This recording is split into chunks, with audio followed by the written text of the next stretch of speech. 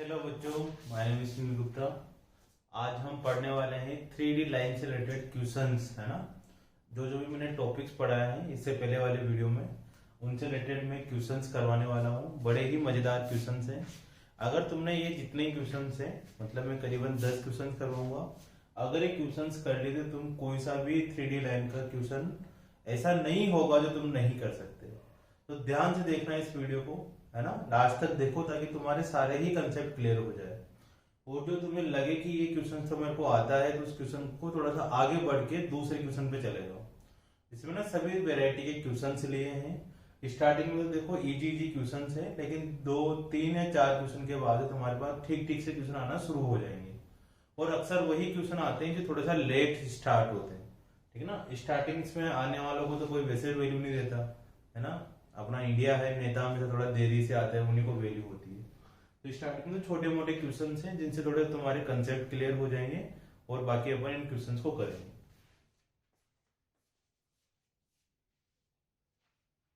तो आइए देखते हैं क्वेश्चंस हमारे किस तरह से होंगे। तो पहला क्वेश्चन है, find the DCS of the line joining the 2 points.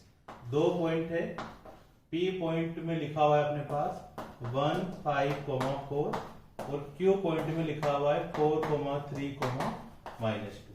इन दोनों पॉइंट से ज्वाइन करने वाली डीसीएस पता करना है। तो जब भी डीसीएस पता करना हो, सबसे पहले तो डायरेक्शन रेशो पता करो। डायरेक्शन रेशो क्या होगा बेटा, इन दोनों पॉइंट को आपस में माइनस कर देंगे। कैसे निकालें, 4 में से 1 माइनस कर दिया, 3 आ गया, या 1 में से 4 माइनस कर लो, एक फिक्स कर लो। तो x2 - x1, y2 - y1, 3 में से 5 माइनस करेंगे तो -2, और z2 - z1, -2 में से 4 माइनस किया तो 6। तो हमारे पास डायरेक्शन रेशो आ गया 3, -2, -6। अब मोस्टली 2 नेगेटिव आते हैं तो उनको एक ही नेगेटिव बनाने के लिए कोशिश करते हैं, इसलिए इसको माइनस से मल्टीप्लाई कर दो। नहीं भी करोगे तभी तुम्हारा काम हो जाएगा। फिर भी अगर तुम्हें एक्यूरेट आंसर लाना है, जैसा एनसीईआरटी में लिखा हुआ होता है, तो इसको माइनस से मल्टीप्लाई कर दो। माइनस से क्यों मल्टीप्लाई करा, क्योंकि यहाँ पर हमारे पास 2 माइनस आ रहे थे, उनको एक सिंगल माइनस बनाना था। अब ये ए बी सी की वैल्यू आ गई। अब ए बी सी से डीसीएस कैसे निकालते हैं, एलिमेंट कैसे निकालते हैं, फॉर्मूला लगाएंगे, A divided by root A square plus B square plus C square. तो ए की वैल्यू हो गई हमारे पास -3 डिवाइडेड बाई तीनों का स्क्वायर करके सम करना, -3 का स्क्वायर 9 प्लस 4 प्लस 36। इसको सोल्व करोगे तो √49 आएगा, मतलब 7 आ जाएगा। तो -3/7। m कैसे निकालेंगे, m निकालने का फॉर्मूला होगा b divided by root A square plus B square plus C square, और b की वैल्यू है हमारे पास 2, और इनके सब का सम का स्क्वायर करेंगे तो फिर से कितना आ जाएगा 7। अब इसी तरह से n इक्वल टू कितना हो जाएगा, c divided by whole root करके ये लिख देंगे, मतलब 6/7 आंसर आ जाएगा। आ रहा है ना समझ में। तो सिंपल सा ये था कि 2 पॉइंट गिवन थे, दोनों को माइनस करके सबसे पहले डायरेक्शन रेशो निकालते हैं। डायरेक्शन रेशो के बाद फिर उससे डीसीएस कैसे निकाला जाता है, डायरेक्शन कोसाइन।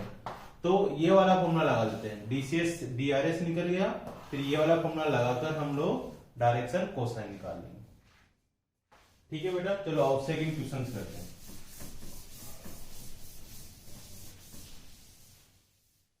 सेकंड क्वेश्चन में बड़ा आसान सा है कि जैसे हमें एक इक्वेशन गिवन है लाइन की x - 3y3 4 - y/2 z - 3y6 ऐसे लिखा हुआ, ठीक है। अब इसको, इस कार्टेशियन लाइन को वेक्टर फॉर्म में कन्वर्ट करना है, वेक्टर लाइन में कन्वर्ट करना है। तो वेक्टर लाइन में कन्वर्ट करने के लिए सबसे पहले इनके डीआरएस और पॉइंट पता कर लेते हैं। तो मैंने बोला था कि x, y और z के कोफिशिएंट +1 होना चाहिए। अब x का कोफिशिएंट +1 है, ये -1 है, वो +1 है। इस -1 को सबसे पहले +1 बना लो।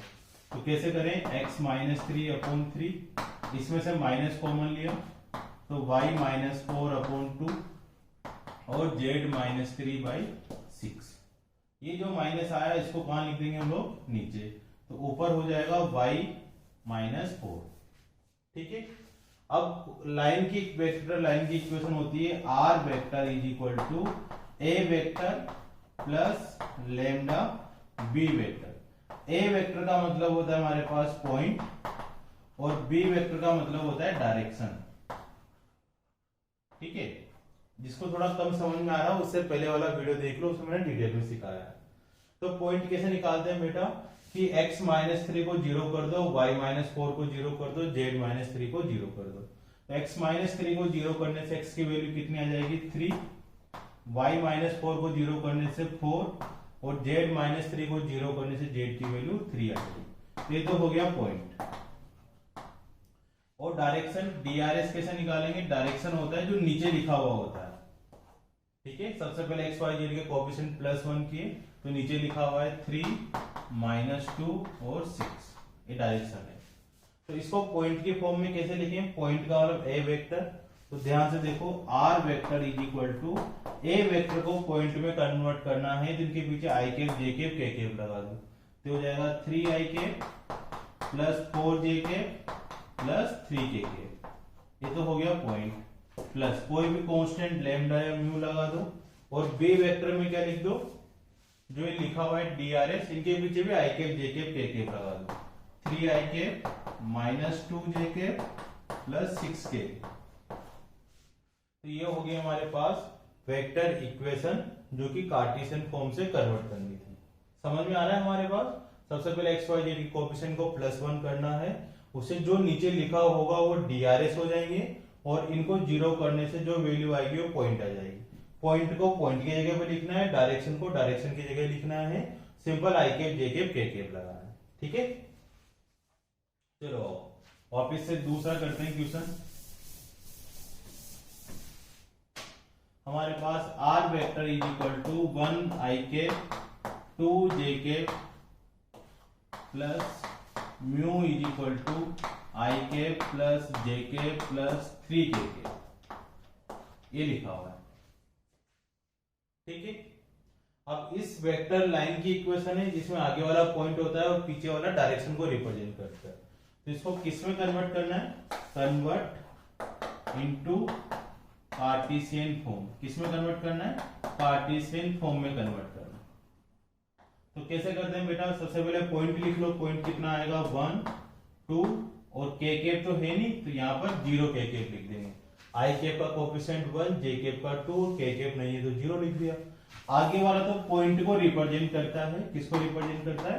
पॉइंट को। और पीछे वाला डायरेक्शन को रिप्रेजेंट करता है। डायरेक्शन में CS भी हो सकता है और DRS भी हो सकता है। तो क्या क्या आएगा इसमें? 1 1 और 3, यहाँ 1 1 3 लिखा हुआ है। अब इसको कार्टेशियन में कन्वर्ट करने के लिए फॉर्मूला होता है x - x1 y - y1 z - z1 और नीचे वैल्यू लिख देंगे A B C, मतलब डायरेक्शन रेशो लिख देते हैं। तो x1 y1 z1 तो पॉइंट को रिप्रेजेंट करता है और A B C डायरेक्शन को रिप्रेजेंट करते हैं। तो सिंपल लिख देंगे x - 1 y - 2 और z - 0 डिवाइडेड बाई 1 1 3 1 डायरेक्शन लिख देंगे 3, ये आंसर आ जाएगा 1 1 3। तो ये हमने क्या करा? पॉइंट वेक्टर वाली लाइन को किस में कन्वर्ट कर दिया? कार्टेशियन फॉर्म में कन्वर्ट कर दिया। ये दोनों आपस में एक दूसरे में कन्वर्ट करना आना चाहिए। ठीक है, चलो आगे बढ़ते हैं। एक होती है सिमेट्रिक लाइन, है ना, ये भी समझा देता हूं मैं तुम्हें। सिमेट्रिक लाइन,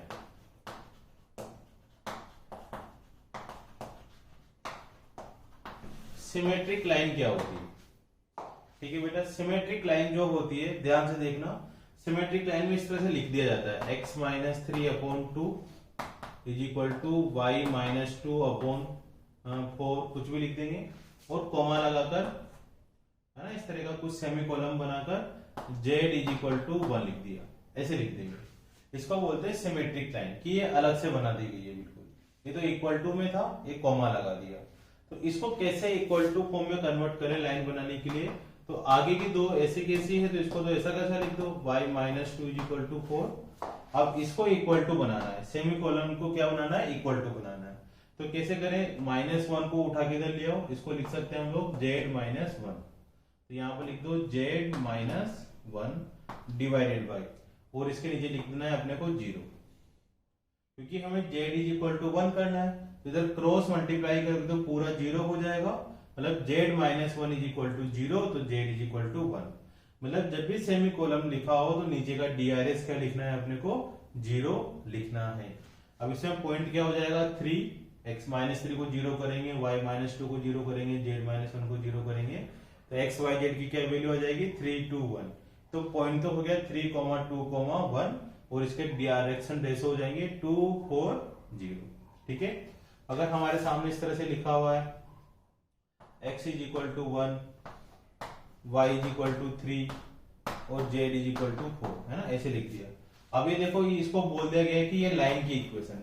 क्या है ये लाइन की इक्वेशन है, जबकि लाइन की इक्वेशन तो ऐसी होती है। तो फिर इसको कैसे कन्वर्ट करें, इसके लिए हम ये क्या करना है, simple x-1 equal to y-3, semicolon को इक्वल टू में कन्वर्ट कर रहे हैं, z-4, और जहां पर भी सेमी कोलम आए उनके नीचे 0 0 लिख देते हैं। तो इसका डायरेक्शन क्या है 0 0 0 है ना, और पॉइंट कितना हो जाएगा 1 3 4। इस तरह के क्वेश्चंस तुम्हें आने चाहिए, आजकल यही पूछते हैं।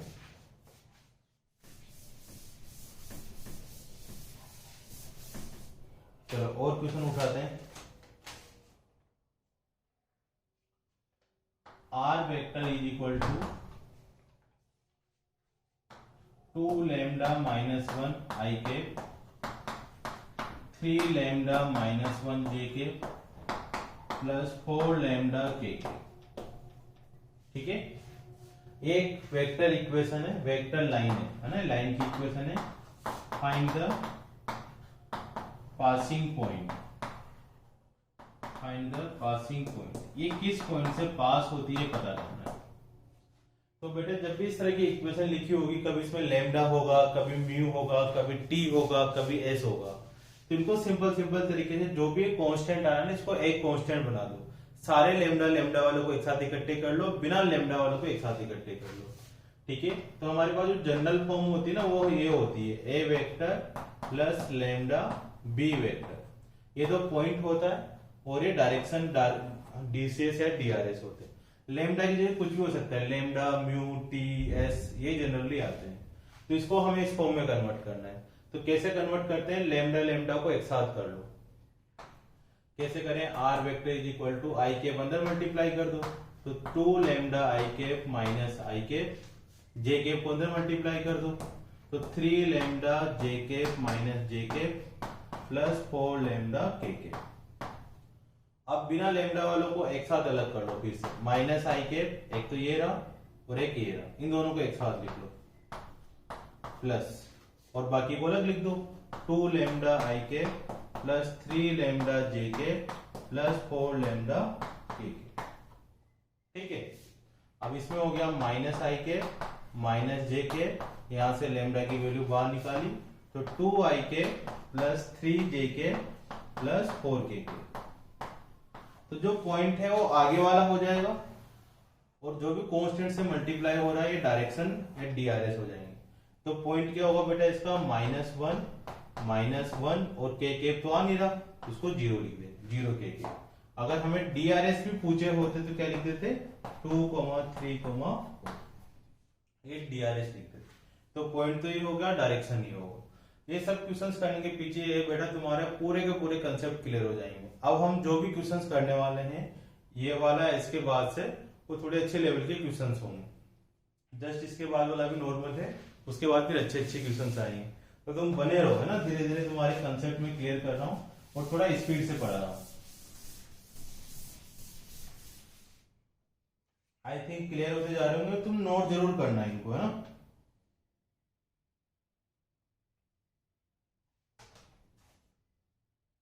Find the equation of line, एक लाइन की इक्वेशन पता करनी है, विच पासिंग थ्रू 1, -2, 4 एक पॉइंट से पास होती है, एंड पैरेलल, ठीक है ना, क्वेश्चन लिखने में थोड़ा सा टाइम लग जाता है, and parallel to x+1 y+2 Z minus 3 divided by 3 4, है ना, इतना आसान नहीं देगा, थोड़ा सा कुछ और करते हैं, 2 माइनस 3y, इसमें खूब सारे कंसेप्ट बता दूंगा मैं तुम्हें, 2, इसको ध्यान देखना। अब हमें एक ऐसी लाइन की इक्वेशन पता करनी है जो इस पॉइंट से पास होती है और इस लाइन के पैरेलल है। अब इस लाइन के पैरेलल है तो हमें पता है कि इस लाइन के जो डीआरएस होंगे वही उस लाइन के डीआरएस होंगे, क्योंकि दोनों लाइनें पैरेलल है और पैरेलल लाइन की डीआरएस सेम होते हैं और पॉइंट से पास होती है। तो सिंपल लाइन की इक्वेशन क्या होती है, x minus x1 y minus y1 z minus z1 upon A B C. अब पॉइंट तो मेरे को पता है 1 माइनस 2 4 है, पुट कर देंगे x1 y1 z1 की जगह। अब ए बी सी क्या होंगे, तुम बताओ ए बी सी क्या होंगे, बताओ बेटा ए बी सी क्या होंगे। अगर तुम्हारे मन में चल रहा है कि 3 4 2, तब तो भूल जाओ, फिर तो पूरा का पूरा गलत है, ये नहीं होंगे ए बी सी। दोनों लाइनें पैरेलल है फिर भी नहीं होंगे। क्यों नहीं होंगे, तो इसमें एक बात का ध्यान रखना है कि x y z के कोफिशिएंट +1 होने चाहिए, x y z के कोफिशिएंट +1 होने चाहिए। तो +1 कैसे करें, ये x का कोफिशिएंट +1 है, z का कोफिशिएंट भी +1 है, लेकिन y के कोफिशिएंट ने धोखा दे दिया, ठीक है ना। तो इस धोखे से कैसे बचा जाए, आजकल बहुत सारे लोग धोखा देते हैं, इमोशनली धोखा होता है और कुछ भी नहीं होता है ना। तो इसमें क्या करना है, हमें कोफिशिएंट को +1 बनाना है। तो कैसे बनाया जाए, इसमें से -3 कॉमन लो, जबरदस्ती -3 कॉमन लो। अब यहाँ पे तुम्हारी बेसिक मैथ्स काम आएगी। इसमें से -3 कॉमन लिया तो ये तो y बचा, ठीक है। अब इस 2 के साथ क्या होगा बेचारे के साथ, अगर -3 कॉमन ले लेंगे तो प्लस का 2 हो जाएगा माइनस का 2/3। कुल मिलाकर हमें -3 से डिवाइड कर दिया है ना, और -3 से मल्टीप्लाई भी कर दिया। डिवाइड में क्या आ जाएगा 4 इज इक्वल टू जेड -3/2। क्योंकि 3 4 2 कोफिशिएंट नहीं है, डीआरएस नहीं है, जब तक x y z का कोफिशिएंट 1 नहीं हो जाता। अब इसको तो चलने दो, x + 1/3 -3 को डिवाइड कर देंगे तो y -2/3 इज इक्वल टू -3 नीचे आकर बन जाएगा -4/3 इज इक्वल टू जेड -3/2। अब x y z के कोफिशिएंट +1 हो गए तो हमारे डीआरएस होंगे 3 रेशो -4/3 रेशो 2, ये डीआरएस हो। लेकिन डीआरएस कभी भी मिक्स फ्रैक्शन में नहीं लिखा जाता, इनको सोल्व करके लिखते हैं। इसको सोल्व कैसे करें, इस पूरे को किससे मल्टीप्लाई कर दे ताकि मिक्स फ्रैक्शन चेंज हो जाए, 3 से मल्टीप्लाई कर दो, है ना। जो भी नीचे आता है उसका एलसीएम लेकर उससे मल्टीप्लाई कर देते हैं। तो 3 से मल्टीप्लाई करेंगे तो कितना आ जाएगा 9, दिख रहा है ना बच्चों, है ना, 9 ऊपर लिख देता हूं मैं। इसको 3 से मल्टीप्लाई करेंगे तो कितना आ जाएगा 9 रेशो -4 रेशो 6। तो हमारे जो नए डायरेक्शन रेशो आने वाले हैं कितने आने वाले हैं 9 -4 और 6। तो यहाँ पर वैल्यू पुट कर दो पॉइंट की, कितनी थी 1 -2 4 x -1 -+2 z -4 और डायरेक्शन हो जाएगी रेशो -4 और 6। ये आंसर आएगा। तो क्वेश्चन तो छोटा सा था, लेकिन इसमें कुछ कुछ थोड़े थोड़े ट्विस्ट देंगे ना। अब तुम बच्चे तो रहे नहीं, कुछ ना कुछ तो तुम्हारे मजे जरूर लेंगे, तो उस मजे ना दो और उससे बचो। उसके लिए ये वाले चैप्टर्स को अच्छे से पढ़ते रहो, ठीक है ना। देखो मस्ती के साथ पढ़ोगे तो मजा आएगा, है ना। बोरियत लेके पढ़ोगे, कहाँ फंस गए यार, क्या कर रहे हैं, पता नहीं मास्टर क्या करने में लगा हुआ है, फिर मजा नहीं आता ना। साइड में चाय कॉफी जो भी रखना है रख लो, इंस्टाग्राम ना ओपन करना, फिर तो तुम भी पढ़ गए और काम भी हो गया, ठीक है। चलो नेक्स्ट क्वेश्चन करते हैं।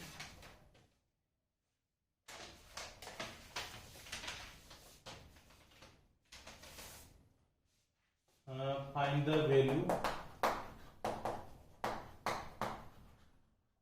Of lambda. लैम्डा की क्या वैल्यू होगी इफ 2 लाइन्स आर परपेंडिकुलर। ये उल्टा साइन और आर लिखने का मतलब होता है परपेंडिकुलर। 2 लाइनें अगर आपस में परपेंडिकुलर हो तो लैम्डा की वैल्यू क्या होगी। तो लाइन की इक्वेशन लिखते हैं 1 - x/3, ठीक है ना। अगर नहीं दिख रहा हो तो आराम से देख लो, 1 - x/3 7y - 14 upon 2 lambda is equal to 5z minus 10 upon 11। एक लाइन तो ये गिवन है, दूसरी गिवन है 7 minus 7x upon 3 lambda, y minus 5 is equal to 1, 6 minus z upon 5। बहुत तगड़ी तगड़ी लाइनें गिवन है और लेमडा की वैल्यू पता करनी है। ठीक है, अब हमें पता है कि मन में क्या आना चाहिए सबसे पहले इनको देखने के लिए। तो ये आना चाहिए कि अगर दो लाइंस परपेंडिकुलर हो तो क्या रिलेशन लगाते हैं। तो दो लाइंस परपेंडिकुलर हो तो ये रिलेशन लगाते हैं कि a1 a2 plus b1 b2 plus c1 c2 is equal to 0 होता है। मतलब इनके डायरेक्शन रेशो निकालो, उनको मल्टीप्लाई करो, वो 0 होते हैं अगर दोनों लाइनें परपेंडिकुलर हो तो। ठीक है, अब डायरेक्शन रेशो निकालते हैं। अब डायरेक्शन रेशो 3 2 लेमडा 11 तो होगा नहीं, क्यों भाई सर नीचे होता था वही होता था। अब इससे पहले क्वेश्चन करवाया है कि एक्स वाई जेड के कोएफिशिएंट +1 होना चाहिए। तो आइए मित्रों बनाते हैं +1। ये 1 माइनस एक्स लिखा हुआ है, इसमें से माइनस कॉमन ले लो तो x माइनस 1/3 हो जाएगा। ठीक है, माइनस कॉमन ले लो और इस माइनस को कहां भेज दो, नीचे भेज दो। ठीक है, थोड़ा सा फास्ट हो जाएगा काम। इसमें से क्या कॉमन ले लो, 7 कॉमन ले लो तो ये y माइनस का 2 अपॉन 2 लेमडा हो जाएगा इज इक्वल टू, इसमें से 5 कॉमन ले लो तो z माइनस 2 अपॉन 11 होगा। अब क्या करें, इसको तो एज इट इज लिख दो। ठीक है, अब इसमें 7 को नीचे लेके जाओ ताकि y का कोएफिशिएंट 1 हो जाएगा। ये सब x y यदि कोएफिशिएंट 1 बनाने की कोशिश कर रहे हैं तो 2 लेमडा बाई 7 और इसी तरह से 5 को लेके जाओ तो 11/5।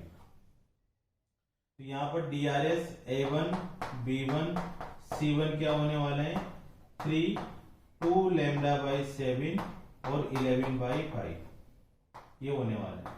लेकिन इनको DRS नहीं बोलते हैं, इनकी जगह क्या करते हैं हम लोग, इनको मिक्स फ्रैक्शन में नहीं बनाते, इसकी जगह क्या करते हैं, किसी नंबर से मल्टीप्लाई कर देते हैं। अब किस नंबर से मल्टीप्लाई करें ताकि मिक्स फ्रैक्शन में कन्वर्ट हो जाए, तो इस पूरे को इनका एलसीएम लेके मल्टीप्लाई कर देते हैं। इसका एलसीएम कितना था, 35। तो इस पूरे को 35 से कर देते हैं। नहीं भी करोगे इस केस में तो आंसर आ जाएगा, और कर दोगे तो ऊपर वाला तुम्हें धन्यवाद ही देगा। किससे मल्टीप्लाई करना है, 35। तो 3 इंटू 35 हो जाएगा हमारे पास 105। ठीक है, इसको किससे 35 से करेंगे तो 10 लेमडा आ जाएगा, इसको 35 से करेंगे तो 77। ये हुए A1 B1 C1 की वैल्यू। अब इसी तरह से इससे भी A2 B2 C2 की वैल्यू निकाल लो। तो सबसे पहले इसमें से क्या कॉमन लें, तुम करो थोड़ा थोड़ा सा ना, पॉज कर दो और आराम से मेरे से पहले तुम करो।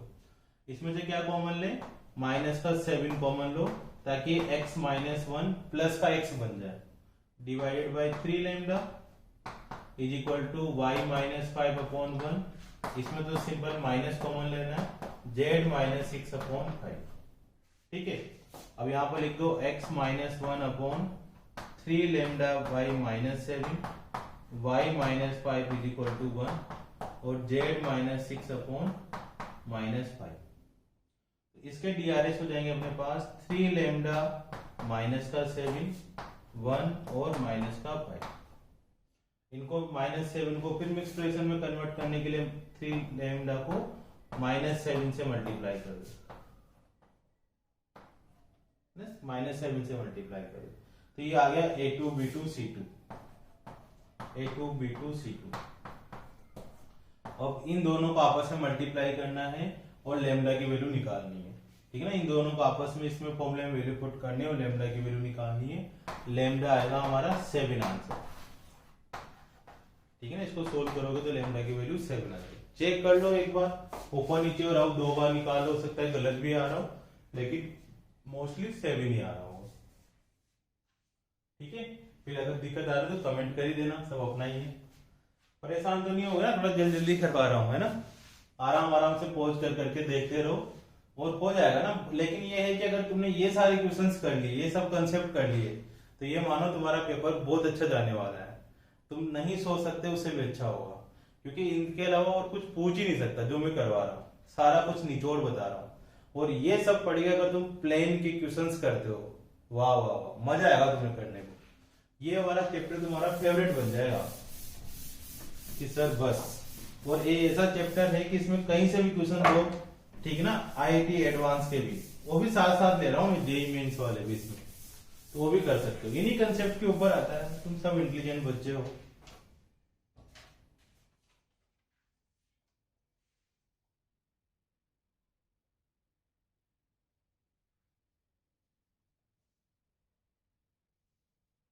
अब इसके बाद आते हैं अपन मजेदार क्वेश्चन पर।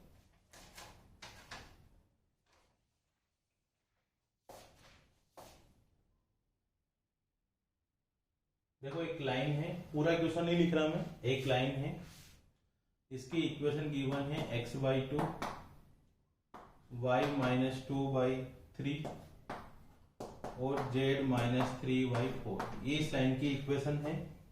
और एक पॉइंट गिवन है, कोई p पॉइंट है 3, -1, 11, ठीक है, एक p पॉइंट है। अब ये p पॉइंट क्या करता है, इस लाइन पे परपेंडिकुलर ड्रॉ करता है, इसे एक परपेंडिकुलर बनाता है, ठीक है। तो जहां ये परपेंडिकुलर बनाता है तो ये फुटो परपेंडिकुलर आएगा, जहां इसको लाइन को मिलता है तो इस पॉइंट को क्या बोलते हैं हम लोग, फुट ऑफ परपेंडिकुलर, क्या बोलेंगे, फुट ऑफ परपेंडिकुलर। तो इसने बोला है कि जो फुट ऑफ परपेंडिकुलर है इसके कोऑर्डिनेट पता करो। क्या बोला है, दो चीजें बोली गिवन है कि एक पॉइंट P है 3, -1, 11, एक लाइन की इक्वेशन हमें गिवन है, और P पॉइंट से अगर हम परपेंडिकुलर ड्रॉ करें तो जो फुट ऑफ परपेंडिकुलर आता है उसके कोऑर्डिनेट पता करो, x, y, z की वैल्यू पता करो। तो कैसे पता करें बेटा, बड़ा ही आसान सा क्वेश्चन है, ध्यान से देखना, नया कंसेप्ट आएगा इससे निकल। इसका डायरेक्ट फॉर्मूला भी होता है फुट ऑफ परपेंडिकुलर निकालने का, लेकिन उससे मत करो, उससे क्या होगा, ये क्वेश्चंस तो हो जाएंगे लेकिन फिर प्लेन के क्वेश्चन नहीं हो पाएंगे। तो इसमें ध्यान देना है कि हमें फुट ऑफ परपेंडिकुलर निकालना है ना, फुट ऑफ परपेंडिकुलर निकालना है, फुट ऑफ परपेंडिकुलर निकालना है। तो इसके लिए क्या करते हैं, इस लाइन पर एक जनरल पॉइंट ले लेते हैं, क्या लेते हैं, एक जनरल पॉइंट ले लो, ठीक है। इसको किसी के भी इक्वल कर दो, इसको r के इक्वल कर दो, लैम्डा के इक्वल कर दो, सिंपल, जैसे मैंने r के इक्वल कर दिया, बहुत सारे लैम्डा के इक्वल कर देते हैं। तो इस लाइन पे एक जनरल पॉइंट कैसे निकालते हैं, इस पूरे को r के इक्वल कर दो, अब x की वैल्यू इसके इक्वल करो, y की वैल्यू करो, z की वैल्यू करो और वैल्यू पता करो। तो x/2 को r के इक्वल करेंगे तो x इज इक्वल टू कितना आ जाएगा, 2r। ऐसे x/2 is equal to r करा तो x is equal to 2r आ गया।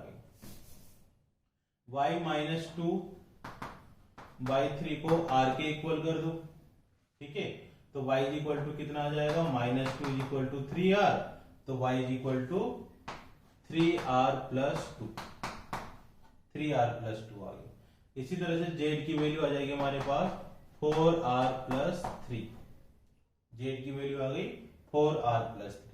तो ये जो x, y, z की वैल्यू आई वो इस लाइन पे एक जनरल पॉइंट आया, क्या आया ये वाला, जनरल पॉइंट, जनरल पॉइंट, ठीक है, समझ में आ रहा है। इस लाइन पे कोई सा पॉइंट हो सकता है, मैंने लेट कर लिया कि ये पॉइंट है फुट ऑफ परपेंडिकुलर, यही हमारा जनरल पॉइंट है। मतलब x की वैल्यू हो गई हमारे पास 2r, y की वैल्यू हो गई 3r प्लस 2 और z की वैल्यू हो गई 4r प्लस 3, ठीक है। ये हमारे पास फुट ऑफ परपेंडिकुलर आ गया, लेकिन इसमें r की वैल्यू तो पता ही नहीं है अभी, तो r की वैल्यू निकालनी है। कैसे निकालें, कोई सा पॉइंट ले सकते थे, तो मैंने फुट ऑफ परपेंडिकुलर को ही जनरल पॉइंट ले लिया, है ना। अब वो हर पॉइंट के लिए अलग अलग r की वैल्यू होगी, तो फुट ऑफ परपेंडिकुलर के लिए क्या वैल्यू होगी, तो ध्यान से देखो, ये जो लाइन है हमारी, ये जो लाइन है वो इस लाइन की क्या है बेटा, परपेंडिकुलर है। तो हमें दो पॉइंट पता है, एक P पॉइंट पता है और एक Q पॉइंट पता है। P पॉइंट और Q पॉइंट पता है, तो PQ पॉइंट से जो लाइन जा रही है, PQ पॉइंट से जो लाइन जा रही है उसके DRS कैसे पता करें, DRS ऑफ PQ लाइन। तो तुम लोगों ने पढ़ रखा है कि अगर दो पॉइंट गिवन हो तो उसके DRS कैसे पता करते हैं, माइनस करके, इनको आपस में माइनस कर देंगे। तो 2r में से 3 माइनस करेंगे तो कितना हो जाएगा, 2r माइनस 3, ठीक है। 3r प्लस 2 में से -1 करेंगे तो 3r प्लस 3 हो जाएगा, -2 माइनस माइनस +1 हो जाएगा। और 4r प्लस 3 में से 11 माइनस करेंगे तो 4r माइनस 8 हो जाएगा। तो ये किसके डायरेक्शन रेशो आए हमारे पास, PQ लाइन के। और इस वाले लाइन के डायरेक्शन रेशो क्या है, इस लाइन के डायरेक्शन रेशो 2 3 4 है, क्योंकि एक्स वाई यानी कोएफिशिएंट 1 1 है, तो इसके डायरेक्शन रेशो आ गए 2 3 4। अब ये A1 B1 C1 हो गए, A2 B2 C2 हो गया, और दोनों लाइनें आपस में क्या है बेटा, परपेंडिकुलर है। परपेंडिकुलर का क्या रिलेशन होता है, अभी पढ़ा था, A1 A2 B1 B2 plus C1 C2 is equal to 0 हो, तो उसको क्या बोलते हैं हम लोग, परपेंडिकुलर लाइन आपस में हो रही होगी वो, अगर इस रिलेशन को फॉलो करती है। अरे दोनों लाइनें परपेंडिकुलर है, मतलब A1 B1 C1 A2 B2 को इस रूल को फॉलो करना चाहिए, तो इनको आपस में मल्टीप्लाई करके या फिर ये वैल्यू यहाँ पुट कर दो। तो 2r माइनस 3 को, इसकी वैल्यू तो 2r माइनस 3 और A2 की वैल्यू कितनी हो जाएगी 2, मतलब दोनों को मल्टीप्लाई कर लेते हैं, तो कितना आ जाएगा 4r माइनस 6। थोड़ी जगह कम है ना, इसलिए मैं डायरेक्ट लिख रहा हूँ, अदरवाइज तुम मल्टीप्लाई कर लो। 3 को किससे कर देंगे, 3r प्लस 3 से, तो 9r प्लस 9। 4 को किससे कर देंगे, 4r माइनस 8 से, मतलब 16r minus 32 is equal to 0। अब सोल्व करो, ये तो हो जाएगा 29r माइनस का ये भी हो जाएगा 29 इज इक्वल टू 0 आ जाएगा, ठीक ना। आराम आराम से सोल्व कर लो, कितना हो जाएगा 36 में से 38, चलो हो जाएगा, तो r इज इक्वल टू 1 आ गया। अब r की वैल्यू 1 आ गई, तो इसमें पुट कर दो, r की वैल्यू यहाँ पुट कर देंगे तो कितना आ जाएगा 2, r की वैल्यू 1 पुट कर देंगे तो 5, और यहाँ पुट कर देते 7। तो हमारा जो फुट ऑफ परपेंडिकुलर है वो हो जाएगा 2 5, 7। ठीक है, आया समझ में। क्या करा मैंने, सबसे पहले इस जो लाइन गिवन थी, इस लाइन पे एक जनरल पॉइंट निकाल लिया, इक्वल टू r कर दो, लैम्डा कर दो, म्यू कर दो, कुछ भी, तो वहां से एक जनरल पॉइंट आ गया। ठीक है, अब इस जनरल पॉइंट को मैंने ये Q वाला पॉइंट लेट कर लिया। ये प्रोसीजर ध्यान देना, ये थ्योरी में नहीं आता, क्वेश्चंस में ही आता है। ठीक है, तो Q पॉइंट निकाल लिया। अब Q पॉइंट क्या है, ये वाली लाइन और ये वाली लाइन आपस में परपेंडिकुलर है, मतलब इस रिलेशन को फॉलो करेंगी, तो हमें इसके DRSC और इसके DRSC है। इसके DRS तो हमारे पास है 2 3 4, और इसके DRS कैसे निकालें, तो एक पॉइंट तो P पता है और एक Q पता है, दोनों को माइनस करके हमने इसके DRS निकाल ली। अब इसके DRS और इसके DRS की वैल्यू इसमें पुट कर दी, वहां से R की वैल्यू आ गई, R की वैल्यू वापस इसमें पुट कर दिया, तो इससे फुट ऑफ परपेंडिकुलर आ गई। अब इसी क्वेश्चन को अगर हम और आगे बढ़ाएं, ठीक है, ध्यान देना अभी, है ना, आगे नहीं जा रहे। अगर इसी क्वेश्चन को हम और आगे बढ़ाएं तो हमसे पूछ लेता हो कि तुम्हें इस P पॉइंट का इमेज पता करो। क्या पता करो, इमेज P डैश पता करो। अभी तो क्या पता था हमें, फुट ऑफ परपेंडिकुलर। अब क्या निकालने के लिए बोल रहा है, P डैश निकालने के लिए बोल रहा है।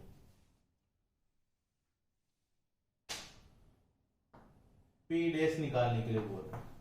अब P डैश कितना होगा, जितना P पॉइंट है इस लाइन से ऊपर, उतनी डिस्टेंस पे P पॉइंट होगा। P डैश इमेज तो दोनों इक्वल इक्वल होती है, मतलब P पॉइंट और P डैश पॉइंट का, P और P डैश का जो मिड पॉइंट होगा वो कौन हो रहा होगा, Q पॉइंट हो रहा होगा, मतलब इन दोनों का मिड पॉइंट Q हो रहा होगा।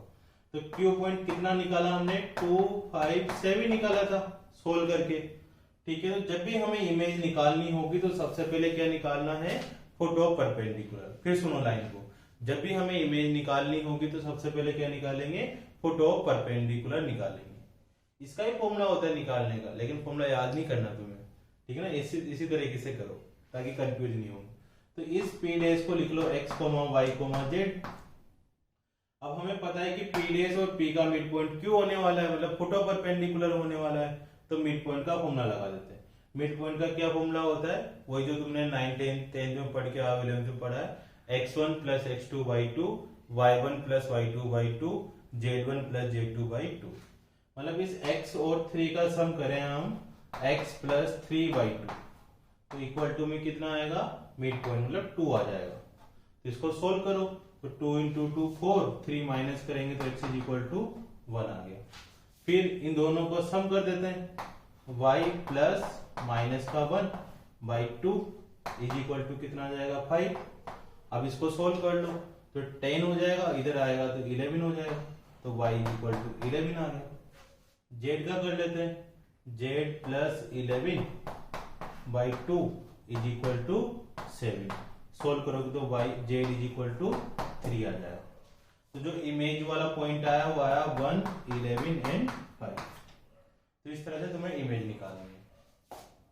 ठीक है, आ रहा है समझ में? तो फुट ऑफ परपेंडिकुलर निकालना है, फिर इमेज निकालनी है। बड़ा ही आसान सा है। इन क्वेश्चनों को तुम एक एक बार और कर लो, हो जाएंगे। इमेज कैसे निकालते हैं? फुट ऑफ परपेंडिकुलर निकालो, फिर मिड पॉइंट निकालो, वहां से इमेज आ जाएगी। तो नेक्स्ट क्वेश्चन करते हैं।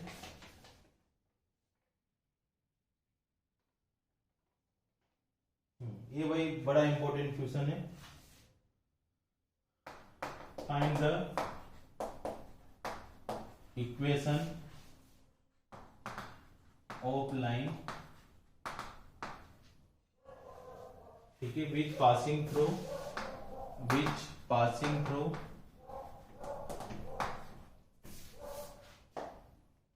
पॉइंट 1, 2, -4, 1, 2, -4 and perpendicular to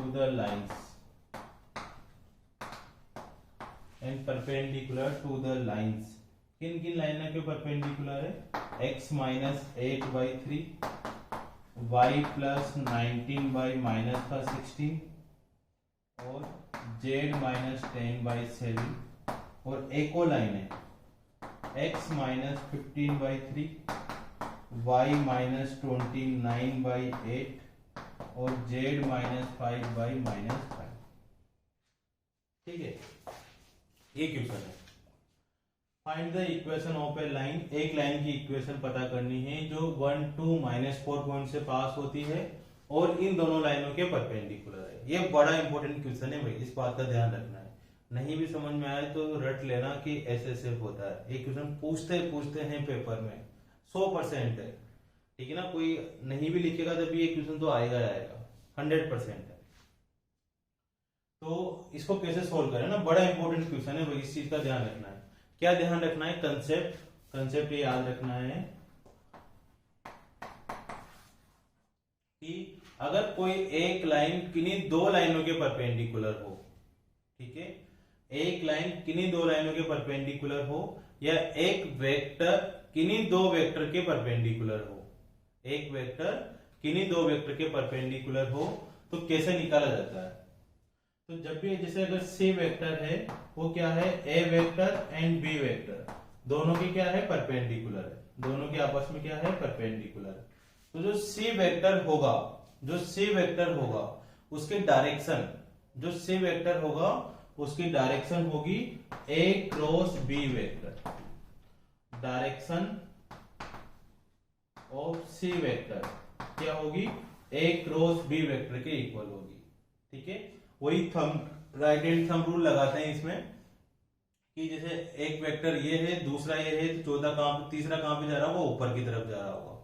ठीक है, जैसे एक वेक्टर ये जा रहा है, एक वेक्टर ये जा रहा है, अब इन दोनों के परपेंडिकुलर वेक्टर, तो इस तरह से करते हैं ना। फिजिक्स में पढ़ा होगा कि एक हाथ यहाँ रख देते हैं, इसमें घुमाते हैं तो डायरेक्शन बाहर की तरफ जा रही है, इसकी तरफ हाथ घुमाते हैं तो क्या होता है? जो बाहर वेक्टर जा रहा है, माना ये ए वेक्टर है, लेट कर लो, ये बी वेक्टर है, तो बाहर वाला जो वेक्टर होगा वो ए के परपेंडिकुलर होगा और बी के परपेंडिकुलर होगा। तो जो ए क्रॉस बी निकलता है, ए क्रॉस बी, वो इस सी वेक्टर के परपेंडिकुलर होता है। मतलब सी वेक्टर की जो डायरेक्शन है वो ए क्रॉस बी वेक्टर के इक्वल होती है, ए क्रॉस बी वेक्टर की डायरेक्शन के इक्वल होती है। ठीक है, मतलब कुल मिलाकर क्या है? दोबारा आते ना, मुझे पता है समझ में नहीं आया होगा, दोबारा ध्यान से देखते हैं। क्या कंसेप्ट था कि एक लाइन है, वो इस लाइन के परपेंडिकुलर है, इस लाइन के परपेंडिकुलर है, ठीक है, और एक पॉइंट से पास होती है।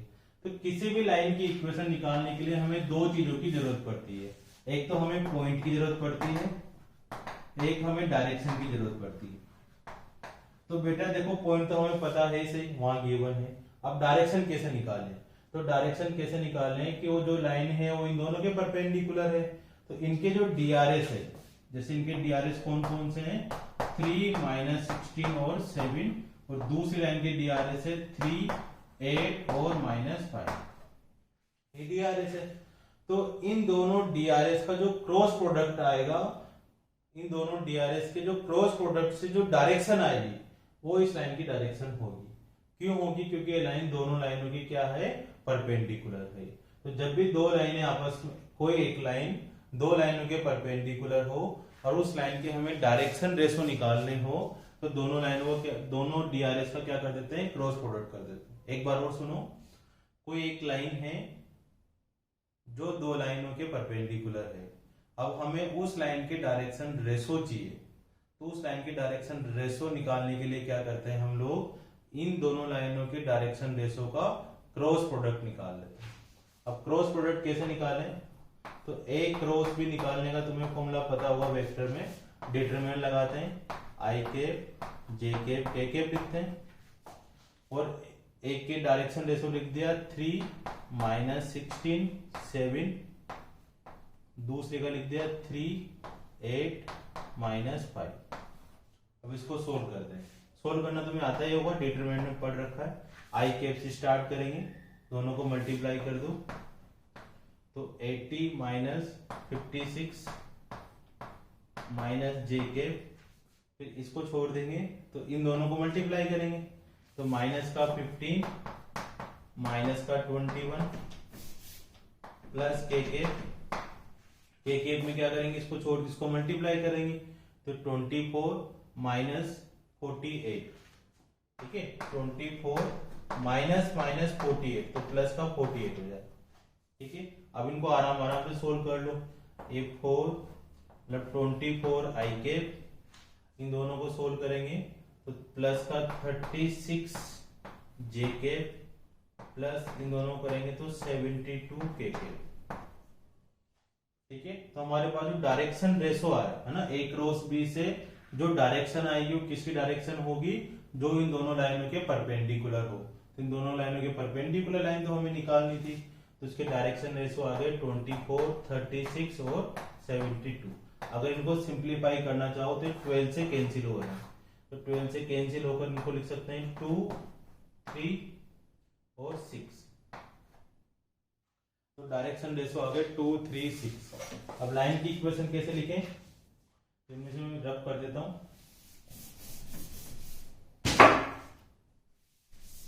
यहाँ पे लाइन की इक्वेशन लिखने का फॉर्मूला होता है x - x1 y - y1 z - z upon a b c direction ratio.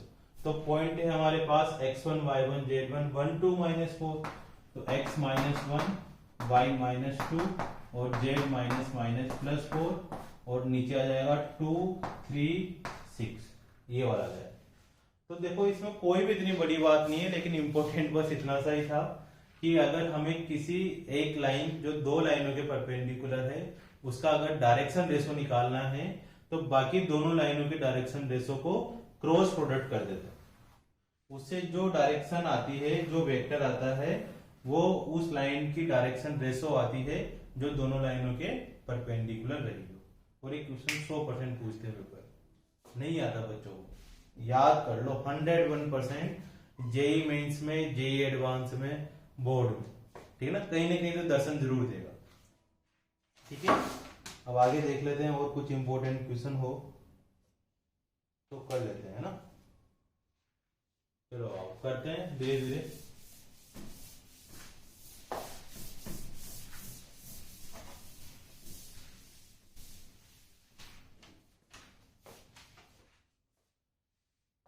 x - 3/1 y - 2/2 z + 4/2, ठीक है। एक लाइन की इक्वेशन तो ये है, और दूसरी लाइन की इक्वेशन ये लिख देता हूं मैं, x - 5/3 y + 2/2 और z/6, ये दूसरी लाइन की इक्वेशन है। और यहाँ पे लिखा हुआ है कि ये जो दोनों लाइनें हैं आपस में इंटरसेक्ट करती है या नहीं करती, इंटरसेक्ट और नोट, ये दोनों लाइनें आपस में इंटरसेक्ट करती है या नहीं करती है। और अगर करती है तो इन दोनों लाइनों का इंटरसेक्टिंग पॉइंट क्या होगा, पी पॉइंट क्या होगा। नहीं करती है तो कोई बात नहीं है, अगर करती है तो पॉइंट क्या होगा। तो जब पॉइंट हमसे पूछा जाता है ना तो जरूर करती है ना, 99% तो करती है। अब कैसे पता करते हैं? तो देखो बच्चों, इसको पता करने के लिए कि कैसे लाइनें इंटरसेक्टिंग करती है या नहीं करती है, इसका बड़ा सिंपल सा लॉजिक है कि इन दोनों पे एक एक जनरल पॉइंट निकाल लो। ठीक है, जनरल पॉइंट कैसे निकालते हैं? देखो, इसके इक्वल टू में या तो आर लिख दो, लेमडा लिख दो, म्यू लिख दो, कुछ भी लिख दो। जैसे मैंने यहाँ पर इसमें R1 लिख दिया और इसके इक्वल टू में R2 लिख दो। कुछ बुकों में लेमडा और म्यू लिखा होता है, तुम्हारी इच्छा हो जो लिख लो, तुम्हारे ऊपर डिपेंड करता है। तुम चाहते हो सर यहाँ लेमडा लिख दो और यहाँ म्यू लिख दो, यहाँ म्यू लिख देते हैं। किसी में आर लिख दो, किसी में लेमडा लिख दो, उससे कुछ फर्क नहीं पड़ता, प्रोसीजर से फर्क नहीं पड़ता, फाइनल आंसर से फर्क पड़ता है। तो इसमें जनरल पॉइंट कैसे निकालें बच्चे? x minus 3 y minus 2/2 z plus 4/2 is equal to lambda. तो सबसे पहले x माइनस 3 को लेमडा के इक्वल कर दो, y माइनस 2/2 को लेमडा के इक्वल कर दो, z प्लस 4/2 को लेमडा के इक्वल करके जनरल पॉइंट निकालो। अभी निकाला था उसी को देख के कर रहे हैं। इस पूरे को लेमडा के इक्वल करना है, तो वहां से x की वैल्यू आ जाएगी हमारे पास लेमडा प्लस 3 और y की वैल्यू आ जाएगी, इसको उससे मल्टीप्लाई करेंगे तो 2 लेमडा प्लस 2 और यहां से z की वैल्यू आ जाएगी 2 लेमडा माइनस 4। ठीक है, ये जनरल पॉइंट आ गया। अब इसका जनरल पॉइंट निकाल लो। इसका जनरल पॉइंट कैसे निकालें? वापस से x को x माइनस 5/3 को म्यू के इक्वल कर दो, तो 3 म्यू प्लस का 5 y is equal to 2 mu minus का 2 z is equal to 6 mu. ठीक है, ये दोनों के हमने जनरल पॉइंट निकाले, इनको जनरल पॉइंट बोलते हैं। अब इनको आपस में इक्वल कर दो कि x अगर देखो टकराएगी तो इसका x y z, इस वाली लाइन का general point x y z और इस लाइन का general point x y z दोनों एक ही होगा, एक ही जगह टकराएगी तो x y z तो एक ही होगा ना। अगर दोनों टकराएगी तो मतलब दोनों एक होने चाहिए। तो तुम्हें दोनों को x के इक्वल करके, y को y के इक्वल करके, z के इक्वल करके लेमडा और म्यू की वैल्यू निकालनी है। पहला काम दे करना, तो लेमडा और म्यू की वैल्यू निकालते हैं। तो कैसे निकालें? देखो, x को x के इक्वल करा, मतलब lambda plus 3 is equal to 3 mu plus 5। ठीक है ना, यहां से lambda minus 3 mu is equal to 2। एक इक्वेशन तो ये आ गई। अब y को y के इक्वल कर दो, तो 2 lambda plus 2 is equal to 2 mu minus 2 है ना। यहां से आ जाएगा 2 lambda minus 2 mu is equal to minus का 4, 2 से 2 काट देते हैं तो माइनस का। ये इक्वेशन सेकंड आ गई, मतलब फर्स्ट और सेकंड दो इक्वेशन आ गई। इन दोनों को सोल्व करके लेमडा और म्यू की वैल्यू पता कर लेते। तो बचपन में जो पढ़ के आए वो कर लो, दोनों को माइनस माइनस कर लो, तो यहाँ पर आ जाएगा माइनस का 2 म्यू, ठीक है, इज इक्वल टू 4। तो म्यू इज इक्वल टू हमारे पास माइनस का 2 आ गया। थोड़ा तुम भी ध्यान देना, कुछ हो सकता है गलत हो जाए। तो म्यू इज इक्वल टू कितना आ गया? माइनस 2 यहाँ पुट कर दो, तो लेमडा की वैल्यू आ जाएगी हमारे पास माइनस का 4। ठीक है, माइनस उधर जाएगा तो लेमडा की वैल्यू -4। तो हमें लेमडा और म्यू की वैल्यू निकालनी। ठीक है, फाइनल हुआ। अब तुम्हें क्या करना है, इस लेमडा और माइनस म्यू निकालकर इन दोनों को आपस में इक्वल करके दो इक्वेशन से लेमडा और म्यू की वैल्यू निकाल ली। इस लेमडा और म्यू की वैल्यू को इसमें भी पुट करना है और इसमें भी पुट करना है। ठीक है, अगर इसकी जो एक्स वाई जेड की वैल्यू और इसके एक्स वाई जेड की वैल्यू सेम आ जाती है तो इंटरसेक्टिंग पॉइंट होगा, और नहीं आती है तो इंटरसेक्टिंग पॉइंट नहीं होगा। बस इतना सा ही कंसेप्ट है। तो इस लेमडा और म्यू की वैल्यू वहां पुट करते हैं। तो x इज इक्वल टू -4 यहाँ पुट करा हमने, -4 पुट करेंगे तो -4 प्लस 3 माइनस का 1, फिर माइनस का 4 इसमें पुट कर दो तो -8 का 2 करेंगे तो -6, और इसमें भी पुट करा तो -8 -12 ये वैल्यू है ना। इसमें म्यू पुट कर दो, कितना पुट करना है म्यू की वैल्यू? -2 पुट करनी। -2 पुट करोगे तो -1, -2 पुट करोगे तो -6 और जेड की वैल्यू -12। तो देखो दोनों वैल्यू सेम सेम आ रही है, -1 -6 -12 दोनों में। तो ये इंटरसेक्टिंग पॉइंट है, आपस में इंटरसेक्टिंग करेंगे और उसके कोऑर्डिनेट कितने होंगे? -1 -6 और -12। अगर ये वैल्यू इक्वल नहीं आती है, ठीक है, कोई दो तो इक्वल आएगी लेकिन तीसरी वाली इक्वल नहीं आ रही होगी, इसका मतलब है कि दोनों लाइनें आपस में इंटरसेक्ट नहीं करती है। ठीक है बेटा, दोनों लाइनें आपस में इंटरसेक्ट नहीं करती। अब आगे एक और क्वेश्चन कर लेते हैं। ठीक है, चलो फिर तुम करना आगे, बस बहुत इतना।